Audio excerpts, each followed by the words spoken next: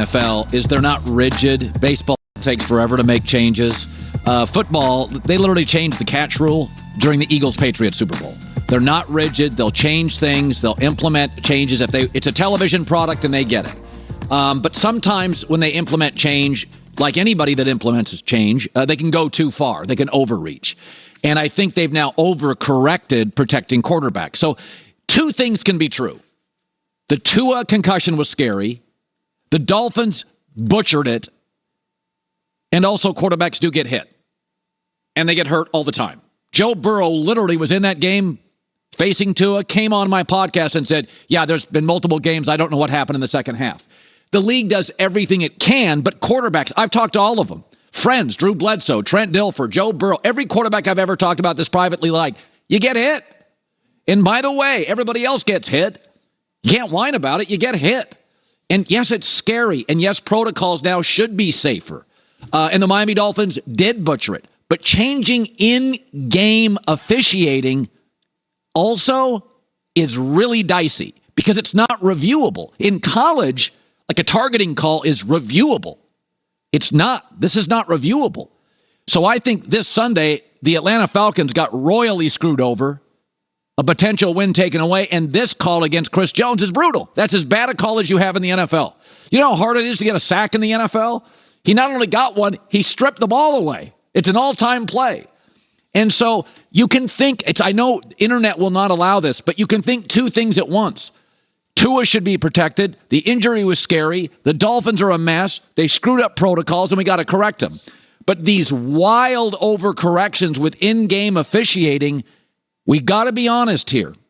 It's a physical game, and one of the things that makes it great is that defense, it should be noted, usually has a chance. We can't take that away. Chris Jones has got to be able to be physical. For the record, Chris Jones, a great defensive lineman. Jarrett for the Falcons, a great defensive lineman. They're paid to make those plays at the end of the game. Aaron Donald saved the Super Bowl for the Rams. Chris Jones, Aaron Donald, Jarrett for the Falcons. They're three of the top 5 or 6 linemen in the NFL. That's what they're paid to do, to get quarterbacks.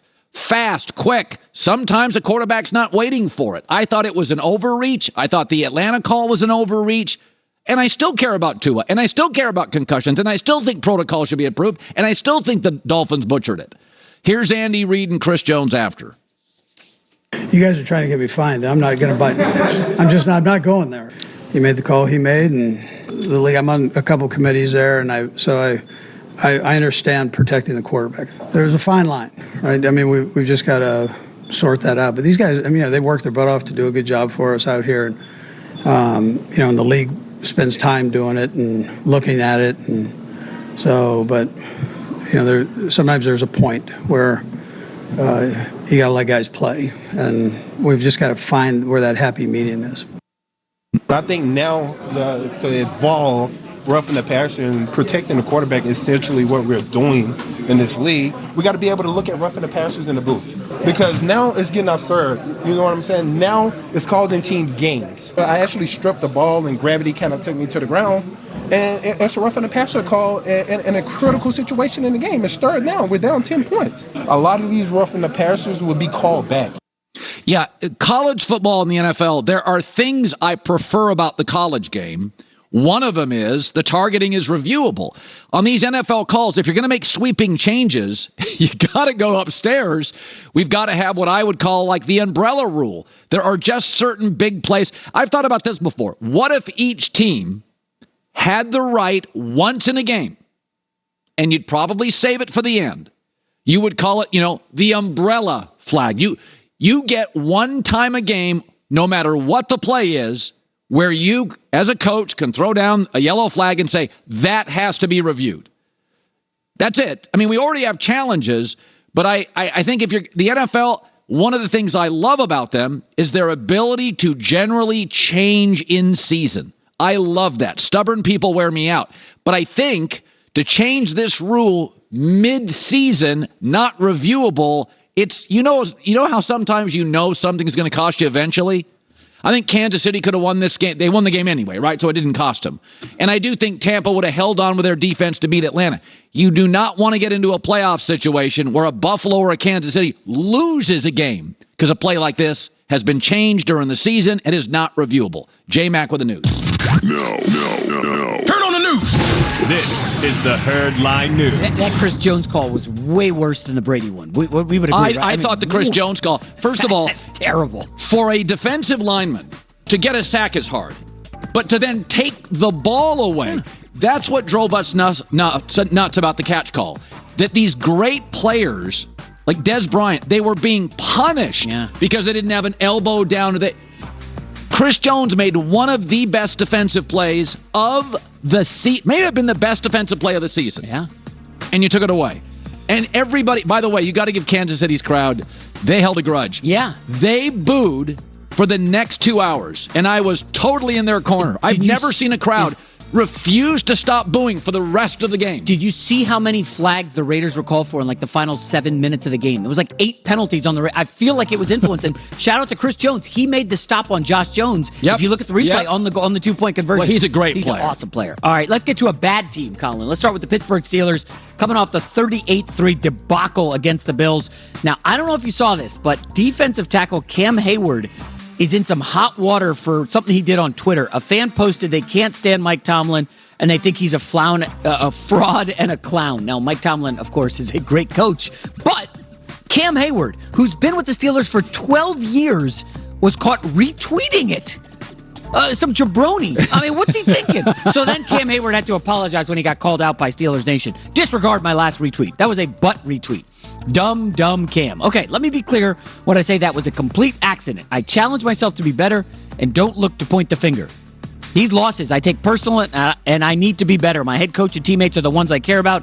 I'm on to Tampa. See you Sunday. Well, the Pittsburgh Steelers this morning are in a short list of potential worst teams in the league. Tank City, baby. And so this is very rare real estate. They've not been here. So there's a little implosion here because, the Lions, Cleveland, your Jets, there's not an apathy, but there's an understanding of lower expectations. These guys, Tomlin's never had a losing season. Yeah. This is completely foreign space for Pittsburgh, and there's a little implosion going on. As far as apologies go, we'll get to a good one shortly. Cam Hayward really went on and on about an accidental retweet, did he not? Yeah. I mean, goodness gracious. Pittsburgh, they got some problems. All right, let's get to Panthers fired coach Matt Rule, obviously. Yeah. Team owner David Tepper spoke with the media yesterday and expressed his frustrations with the lack of a winning culture in Carolina.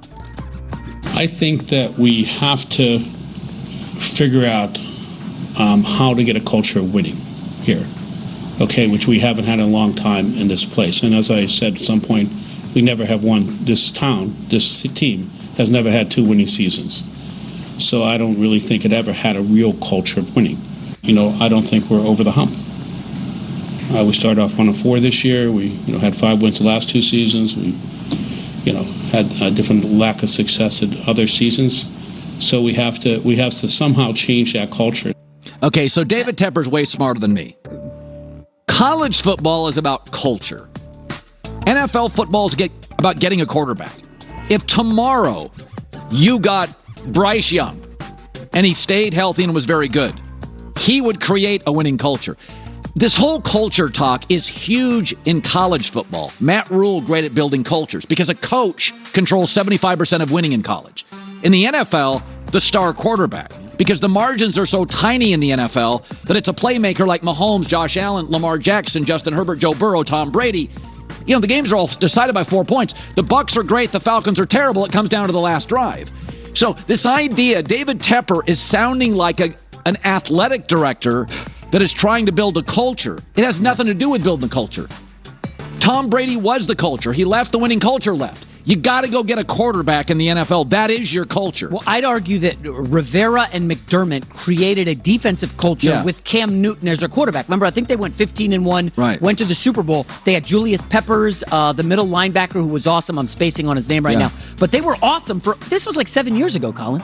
It takes a while to build a culture. They give Rule, 2.5 years? Like, with no quarterback, you know who else is looking at this and hearing what the owner said is Frank Reich.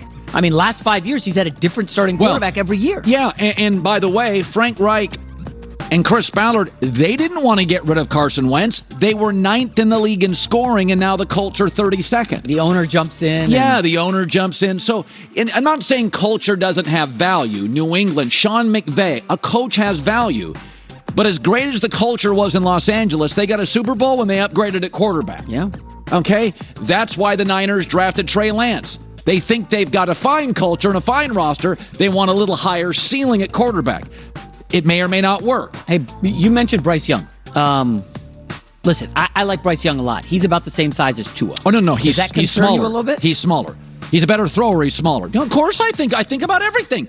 We've come to the point in the NFL, Russell Wilson makes us all believe. Russell Wilson got Johnny Manziel drafted and Kyler Murray drafted. And it's like, folks, this position is one of the only positions in football where it's a smaller athlete often and you can hit them blindsided. And so, yes, I think about everything. Size, by the way, my favorite quarterbacks in the league now, Josh Allen, big. Mahomes, big. Burrow, Herbert, a lot of the guys I like. Zach Wilson. I came in, I said, I worry about his size. He's thin, he's slender. Injuries his first 2 seasons. That's right. And so two things can be true. I can care about them and also worry that they're not big enough to take the hits over the course of 8 to 10 years in the league. And Russell Wilson did not have injuries his first, 8 or 9 years now. The last 2 years hurt. We'll talk a little bit more, but the Broncos made a move from their practice squad this week.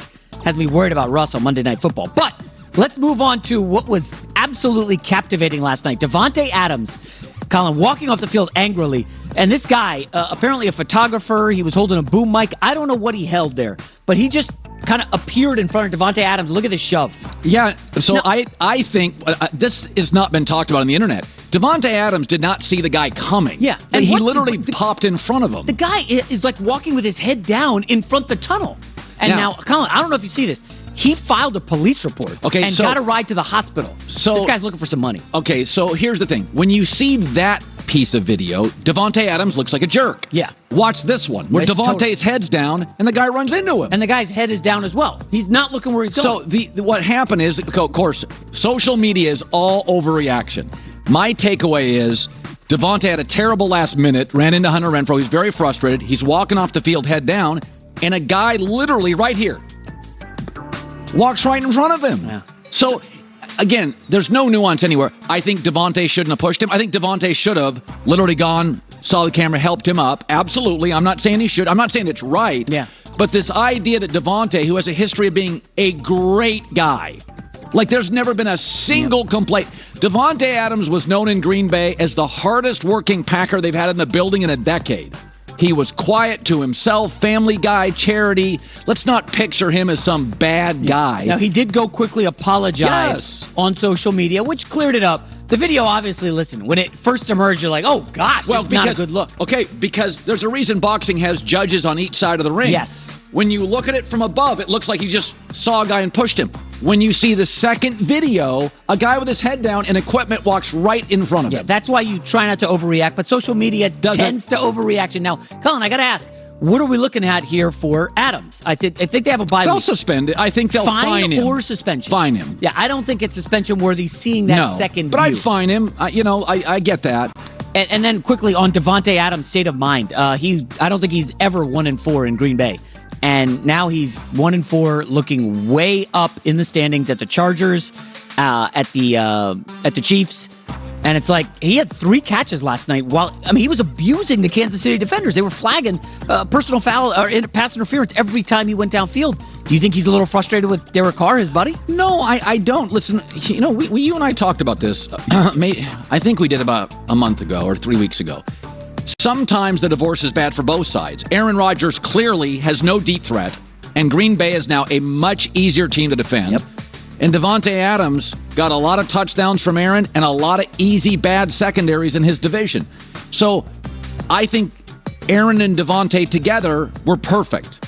I think neither will be quite as great without the other. By the way, Davante is going to be fine because Derek's excellent. But so I think the winner, Davante, will get his money. He'll get touchdowns. He's not going to win as many games. Aaron, I don't think there's a Davante Adams on the market. I don't think he exists on the market. Yeah. Odell Beckham's no Davante Adams. No. He would be an upgrade over what they got now. Davante Adams, if I got a lottery to pick my receivers in the league, I'd pick him 1 and Cooper Kupp 2. Ooh. I would flop, though. I would go Cooper Kupp. Okay. Well, what about Justin Jefferson? Jamar Chase, Justin, 3. I mean, they're all Stephon Diggs. I love. There's about 5 guys. Yeah. But Devontae's route running, work ethic, filthy. intensity, Yeah. he's unbelievable. I looked at the replays of that catch he had on the final drive.